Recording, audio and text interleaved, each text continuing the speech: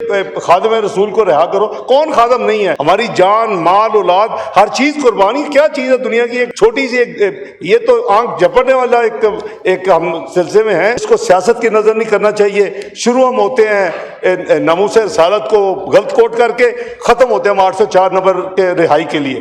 وہ کریں آپ جو کر رہے ہیں 804 نمبر کی رہائی کے لیے جو کچھ کرنا ہے. میں ریکارڈ پہ صرف یہ عرض کرنا چاہتا ہوں حکومت کے بہاف پہ. جناب اسپیکر، یہ ایک ایسا بل انڈر ڈسکشن تھا آج اور ابھی پاس ہوا ہے جو کہ دونوں ہاؤسز پاس کر چکے تھے. نمبر 1 میں صرف حقائق ریکارڈ پہ رکھنا چاہتا ہوں. اس کے بعد جب اسینٹ کے لیے جناب صدر کے پاس گیا تو وہاں سے انہوں نے آبجیکشنز ریز کی یا ایڈوائز کیا کہ ان چیزوں کو بھی آپ دیکھیں، جن کی تفصیل سے جناب وزیر قانون اعظم طاہر صاحب نے تفصیل سے ایکسپلین کیا.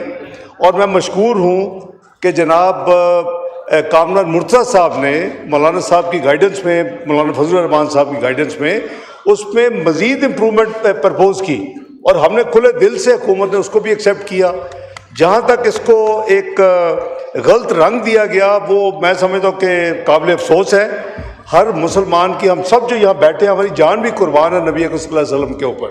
یہ کیا چیزیں ہیں؟ یہ اسمبلی، یہ سینٹ، یہ وزارت عظمیٰ اور وزارتیں کچھ بھی نہیں ہیں.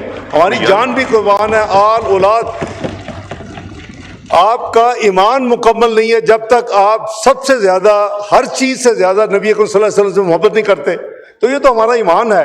اگر اس میں کوئی بھی کمی بیشی تھی یا کوئی بھی اس میں ویلیو ایڈیشن تھی، میں اس کو مشکور ہوں کہ جناب مولانا فضل الرحمان صاحب کی گائیڈنس میں کامران مرتضیٰ صاحب نے وہ دیا، اور لا منسٹر نے اس کو بڑے خوشی کے ساتھ اس کو اڈاپٹ کیا. تو میں سمجھتا ہوں کہ ایسے سینسٹیو معاملے کے اوپر ہمیں سیاست میں الجھانا، تقریر شروع کرنی ختم نبوت، اور پھر کہنا رہا کرو اپنا یہ خادم رسول کو رہا کرو. کون خادم نہیں ہے؟ ہماری جان، مال، اولاد، ہر چیز قربانی. کیا چیز ہے دنیا کی؟ ایک چھوٹی سی یہ تو آنکھ جھپٹنے والا ایک ہم سلسلے میں ہیں. اس کے بعد تو جو دائمی اور جو پرماننٹ پرپیچول لائف ہے وہ تو اس کے بعد ہے. تو میں سمجھتا ہوں کہ اگر دیکھیں کوئی بھی قانون، اس میں ایوولوشن پروسیس ہوتا رہتا ہے قوانین میں، آئین میں. جیسے حضرت نے فرمایا کوئی اگر چیزیں ہیں تو آئیں مل کے بیٹھیں، دیکھیں اس کو. اگر کسی قانون میں کوئی بہتری لانی ہے، میں اس قانون کی بات نہیں کر رہا، میں جنرل بات کر رہا ہوں کہ کسی بھی قانون میں انکلوڈنگ دس ون، اگر آپ نے کسی آئینی کو ترمیم اور بہتری لانی ہے تو ہم ہر وقت حاضر ہیں. میں مولانا صاحب کے ساتھ تھا اس میں. انہوں نے ذرا مہینہ کم کر دیا. مولانا صاحب 9 مہینے نہیں تھے، بڑے سینسٹیو پیریڈ 10 مہینے تھے، اور 100 میٹنگیں ہوئی تھی آفیشیل، اور قریباً 90 میٹنگیں ہماری، آپ کو یاد ہوگا، انفارمل ہوئی تھی. اور جو آخر میں میٹنگ ہوئی تھی کنسنسس کے لیے، وہ خیبر پختونخوا کے نام پہ ہوئی تھی. اس میں 3 دن لگے تھے.